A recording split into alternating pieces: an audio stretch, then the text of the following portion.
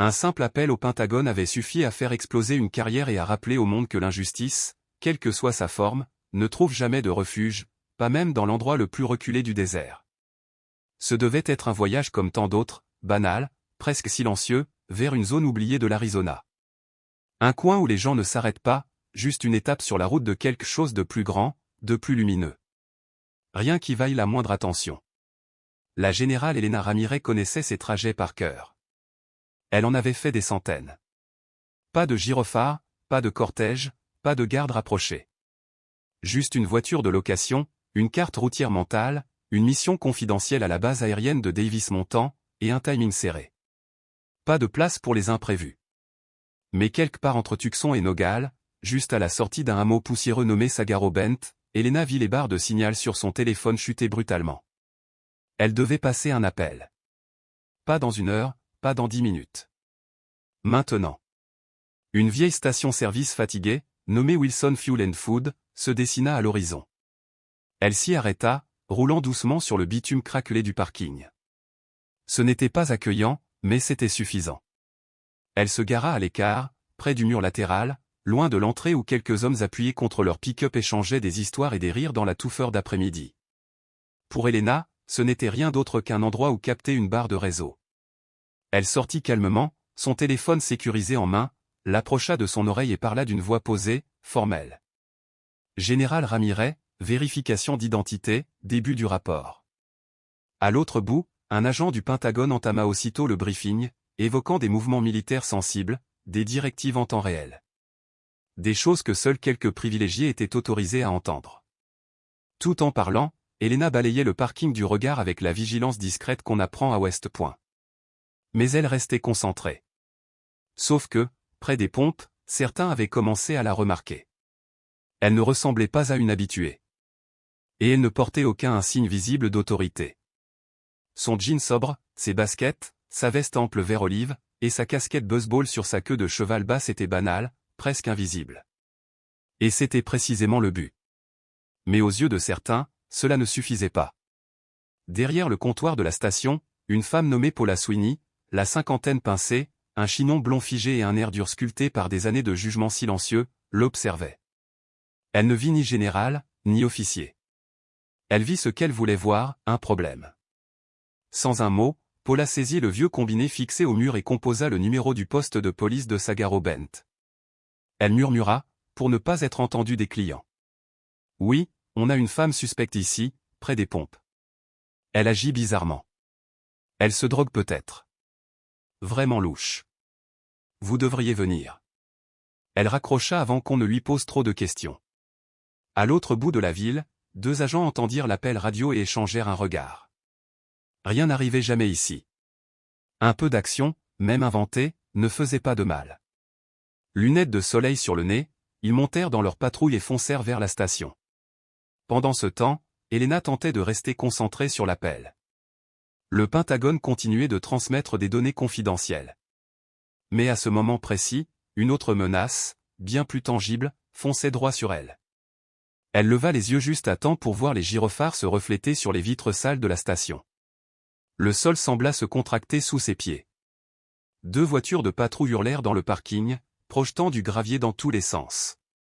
Elena baissa son téléphone, plissant les yeux sous les flashs rouges et bleus.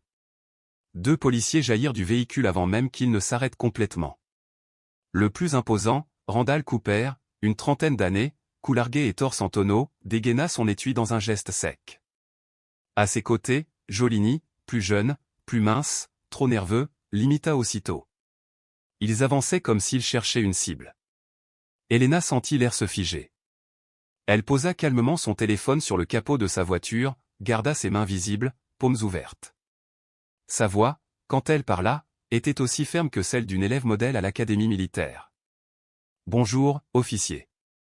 Puis-je vous aider ? Vos papiers. Permis et enregistrement. » Elle fit un pas lent, sa main se dirigeant vers son portefeuille dans la poche arrière. « Bien sûr. Ma carte est là. Je suis en service actif. Général Elena Ramirez. Je suis en mission fédérale. Général, hein ? Tu crois qu'on va avaler ça ? Ricana Jolini. Elena sortit ses ordres de mission, sa carte militaire, ses autorisations officielles, et les tendit. Cooper les saisit sans les lire vraiment, secoua la tête et jeta sa carte sur le capot, comme un déchet. C'est faux. Helena cligna des yeux, une étincelle de stupeur traversant son regard pour la première fois. Monsieur, je vous assure. La ferme. Tu crois pouvoir nous la faire à l'envers? Tu t'es trompé de ville, ma belle. Autour, la foule grossissait. Clients, pompistes, chauffeurs curieux. Certains murmuraient, d'autres riaient. Personne ne bougeait. L'instinct militaire d'Helena l'appelait à désamorcer la tension. Mais quelque chose, au fond d'elle, savait déjà, ces hommes ne voulaient pas de réponse. Ils avaient décidé qui elle était. Et, surtout, ce qu'elle ne pouvait pas être. Elle tenta une dernière fois, d'une voix douce et maîtrisée. Contactez votre supérieur. Vous faites une erreur grave. Mais Cooper avait déjà sorti les menottes. Tourne-toi. Main derrière le dos. Helena ne bougea pas. Pas par défi. Par dignité. Une dignité écrasée sous le poids de ce qui se passait. Je suis un général de l'armée américaine, dit-elle d'une voix brisée. Et moi, je suis le président, ricana Cooper. Allez, retourne-toi. Avant qu'elle ne puisse répondre, Jolini l'attrapa violemment. Cooper lui plaqua l'autre bras dans le dos. Les menottes se refermèrent avec brutalité, mordant sa peau. Helena serra les dents, avalant l'humiliation, acide et profonde. Derrière elle, le téléphone sécurisé, toujours connecté au Pentagone, glissa lentement du capot et s'écrasa au sol, dans un silence assourdissant. La voix à l'autre bout du fil, entendant le tumulte, s'était mise à crier son nom. Mais les policiers ne l'ont pas entendu, ou pire, s'en fichaient éperdument. Cooper, brutal, plaqua Helena contre le côté de sa voiture de location, si violemment que la portière en trembla. Des soupirs choqués traversèrent la petite foule. On l'a eu, lança Deligny, comme s'il venait de gagner un trophée.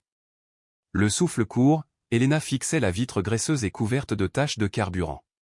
Son reflet, brisé en éclats par la saleté, paraissait presque irréel. À cet instant précis, elle n'était pas un général. Elle n'était même plus une personne. Pour eux, elle n'était rien d'autre qu'une silhouette qu'on pouvait brutaliser parce qu'ils en avaient le pouvoir. Mais au Pentagone, les alarmes s'étaient déjà déclenchées. La disparition d'Helena ne resterait pas longtemps ignorée. L'appel sécurisé, d'abord étrange, devenait alarmant en moins d'une minute. Le lieutenant-commandant Bryce, en service derrière un mur d'écran à Washington, observait la ligne clignotante, Helena Ramirez. Le flux audio était un chaos. Des bruits de fond, des sons de lutte, des voix criant des mots incompréhensibles. Puis, plus rien. Que du grésillement. Bryce se pencha vers le micro. Général Ramirez, ici le commandement central, me recevez-vous? Général Ramirez, répondez. Silence. Il échangea un regard inquiet avec sa supérieure, le colonel Dana Sharp, déjà en train de traverser le centre de commandement à grandes enjambées. Localisez sa position, ordonna Sharp, sa voix tranchant net le bourdonnement ambiant. En quelques secondes, un technicien fit clignoter un point rouge sur la carte. Ce n'était pas près d'une base. Helena s'était arrêtée dans une station-service, juste à côté de la route 82, à Sagaro Bend. Un point sur la carte que la plupart des employés du Pentagone n'avaient jamais vu. Sharp se pencha au-dessus de l'épaule de Bryce, la mâchoire crispée. Mettez-moi en relation avec la sécurité de Davis Montant. Connectez-moi à Sagaro Bend. Si quelque chose est arrivé à Helena, on intervient immédiatement. Pendant ce temps, à Sagaro Bend, Helena était assise sur le sol ciré, le dos contre le mur de la station. « Quel est ton vrai nom » demanda Deligny, la dominant de toute sa hauteur, tel un mauvais rêve. « Pour qui travailles-tu » Helena expira lentement par le nez. « Ils ont ma carte d'identité, mes ordres de mission. Tout ce dont ils ont besoin est là. » Cooper renifla, moqueur. « Madame, vous êtes à 2 secondes d'être inculpée pour obstruction. » Ne le provoque pas. Helena garda le silence. Elle ne leur donnerait pas la satisfaction de l'avoir supplié. Du coin de l'œil, elle aperçut plusieurs personnes sortir leur téléphone, enregistrer, chuchoter. Parmi eux, la gérante, Paula, se tenait près de la porte, les bras croisés, arborant un sourire comme si elle regardait un match de catch dans son jardin. Tout était en train de déraper, et personne ne semblait vouloir l'arrêter. Soudain, la radio de Deligny grésilla. À l'unité 3, confirmez que vous avez le sujet. Cooper attrapa sa radio. Affirmatif. Femme, début de la quarantaine, refuse de coopérer. Une autre pause. Vous êtes informé. Sujet marqué comme fédéral. Je répète, marquage fédéral. Le Pentagone a établi un contact d'urgence. Le sang quitta le visage de Cooper. Le sourire arrogant de Deligny s'effondra. Qu'est-ce que? Murmura Helena, toujours assise au sol. Elle ne dit rien de plus, se contentant de les fixer, impassible. Cooper s'accroupit maladroitement, libérant les menottes sans la regarder dans les yeux. Il marmonna quelque chose ressemblant à « Désolé, madame ». Mais n'eut jamais le courage de le dire clairement. Helena se releva lentement, faisant bouger ses poignets douloureux, encore marqués par le métal. La foule était devenue silencieuse, figée. Même le sourire de Paula s'était effacé. Helena ramassa son téléphone par terre.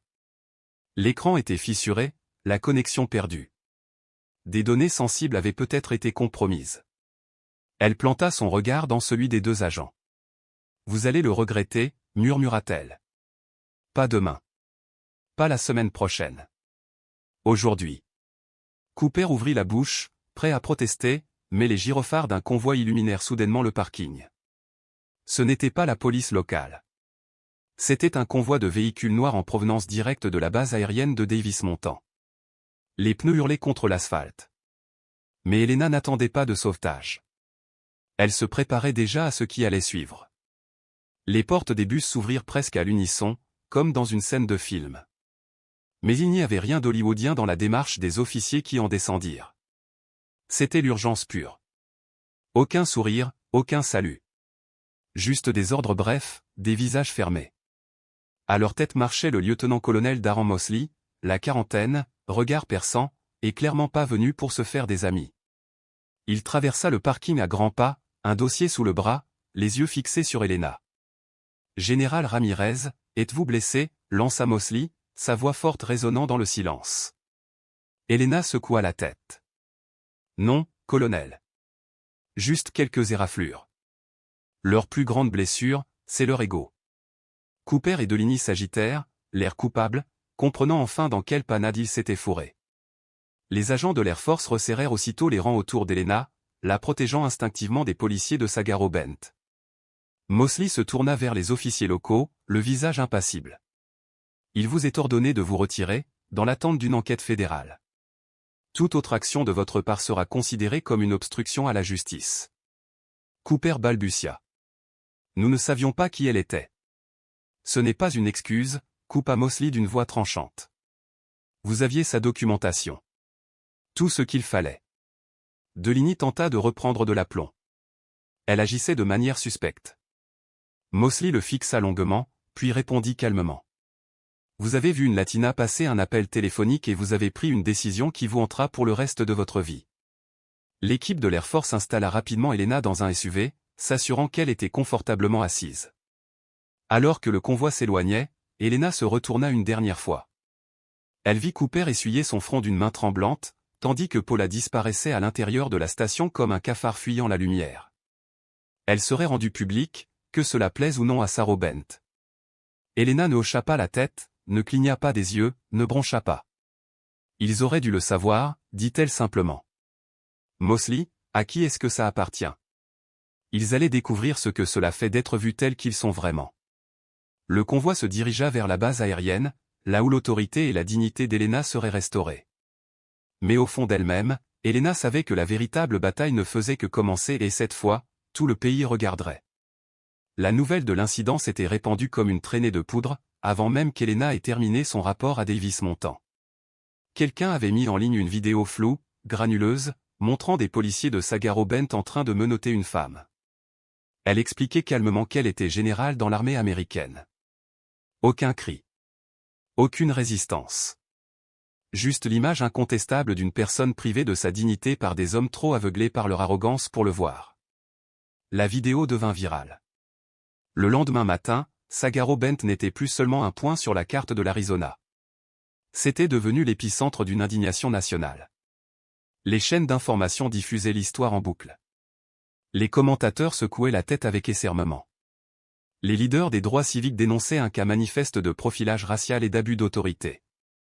Même les organisations d'anciens combattants, d'ordinaire prudentes lorsqu'il s'agit de s'engager en politique, publiaient des déclarations exigeant que justice soit rendue à la générale Ramirez. À Sagaro-Bend, la police tenta désespérément de contenir les dégâts. Le chef Bernd Grady, plus habitué à la chasse aux cercles qu'aux conférences de presse, se tenait en sueur devant les caméras, son chapeau de cow-boy mal ajusté. « Nous sommes désolés pour le malentendu, balbutia-t-il, évitant soigneusement le regard des journalistes. Les agents impliqués furent placés en congé administratif, en attente d'un examen complet. Mais un jeune journaliste venu de Phoenix l'interrompit, en plein milieu de sa phrase. « Chef Grady, pourquoi vos officiers formés n'ont-ils pas su reconnaître des insignes militaires clairement visibles? La race a-t-elle joué un rôle dans ce prétendu malentendu ?» Grady bafouilla, marmonnant quelque chose à propos de tensions fortes et d'erreurs d'identité. Mais il était clair, pour quiconque regardait, que le département n'avait aucune défense. Pendant ce temps, Cooper et Deligny gardaient le silence. Leurs noms furent divulgués en quelques heures et circulèrent massivement sur les réseaux sociaux et dans les forums d'indignation populaire. Des sources anonymes au sein du ministère révélèrent que ces deux hommes avaient déjà fait l'objet de plaintes pour usage excessif de la force et profilage racial, des plaintes étouffées à l'époque. Mais pas cette fois. Les avocats des droits civiques de Phoenix et de Washington déposèrent des plaintes fédérales officielles au nom d'Helena. Le ministère de la Justice ouvrit une enquête indépendante. Même le gouverneur de l'Arizona prit la parole, qualifiant l'incident d'épouvantable abus de justice à l'encontre d'un héros national. Il ne s'agissait plus seulement d'Helena. Il s'agissait de chaque personne jamais mise en doute, ignorée ou rabaissée à cause d'un uniforme qu'elle ne portait pas, d'une couleur qu'elle ne pouvait pas changer, ou d'un préjugé qu'elle n'avait aucun moyen d'empêcher. À Davis-Monthan, Helena recevait constamment des mises à jour. Ses avocats, les responsables du Pentagone, même des agents de liaison de la Maison-Blanche exigeaient des informations. Elle répondait à chaque question d'une voix ferme, la même qu'elle avait utilisée pour commander ses troupes en zone de guerre. Mais seule, dans le silence de sa chambre, le poids de tout cela lui écrasait la poitrine. Non pas par surprise, mais parce qu'après toutes les médailles, après toutes les années de service, après tous les sacrifices, rien de cela n'avait compté, dans un parking poussiéreux de Sagaro-Bend. Pourtant, elle n'avait jamais fui les combats. Et ce n'était pas aujourd'hui qu'elle allait commencer. Mais si Helena devait parler, elle savait que ce serait selon ses conditions, non pas uniquement pour elle, mais pour tous les visages silencieux qui l'observaient dans l'ombre. La conférence de presse fut prévue pour un samedi, à midi, devant les grilles de la base aérienne Davis-Monthan. Les caméras s'alignaient en rang serré, les micros empilés par dizaines. Les journalistes murmuraient dans leur téléphone. L'air était chaud, épais, vibrant d'une énergie rare, le genre d'énergie qui annonce que quelque chose d'historique va se produire. Helena Ramirez se tenait droite derrière le podium. Elle portait sa grande tenue d'apparat pour la première fois depuis des mois. Ses médailles brillaient sur le bleu profond de son uniforme. Ses épaules étaient carrées, son regard inébranlable. « Je ne suis pas ici pour divertir. Je ne suis pas ici pour mettre qui que ce soit à l'aise, commença-t-elle. Le colonel Mosley se tenait à ses côtés, bras croisés, la surveillant d'un air protecteur. Des représentants du Pentagone l'encadraient, le visage sombre. Il lui avait proposé des éléments de langage soigneusement préparés, des phrases diplomatiques, un chemin sécurisé à travers un champ de mines. Elle avait poliment refusé. Quand Helena prit enfin la parole, sa voix était assez claire pour couvrir le grondement de la circulation, le moindre clic des appareils photo. « Je m'appelle Général Helena Ramirez. J'ai passé 29 ans à servir ce pays. À diriger des soldats, à conseiller des présidents, à défendre les idéaux gravés dans notre Constitution. Et hier, à Sagaro-Bend, en Arizona, rien de tout cela n'avait d'importance. » Elle marqua une pause. L'air semblait suspendu à ces mots. « J'ai été jugé non sur le contenu de mon caractère, ni sur l'uniforme que j'ai gagné, mais sur la couleur de ma peau et les suppositions que certains ont faites à mon sujet. » Les journalistes écrivaient frénétiquement, mais Helena ne s'adressait pas à eux. Elle parlait aux personnes qui avaient vu la vidéo, à celles qui avaient senti une douleur familière dans leur ventre, la douleur d'avoir été rabaissée, humiliée, ou effacée. « Je ne suis pas ici pour m'excuser, dit-elle. Je suis ici parce que le silence n'est pas une option. Parce que la responsabilité compte. Le respect compte. La dignité humaine compte. Et aucun de ces principes n'est négociable, ni au nom des préjugés, ni de l'ignorance. Derrière les caméras, des membres de la communauté locale s'étaient rassemblés. Des familles hispaniques, des anciens combattants, des étudiants brandissant des pancartes faites à la main. Elena vit leurs visages, certains marqués par la colère, d'autres par l'espoir, tous en attente d'un vrai leadership. L'injustice n'est pas nouvelle, poursuivit-elle. Mais le changement ne vient que lorsque suffisamment de personnes refusent de détourner le regard. Le discours ne s'acheva pas sur une envolée dramatique. Pas de slogan, juste la vérité. Je n'ai pas été humilié hier. Ils l'ont été. Et l'histoire s'en souviendra ainsi. Elle s'éloigna du micro sans attendre les questions. Les applaudissements commencèrent timidement, avant de se transformer en quelque chose de plus grand, de plus profond, quelque chose de vivant. En retournant vers la base, Elena ne pressa pas le pas. Elle ne le ralentit pas non plus.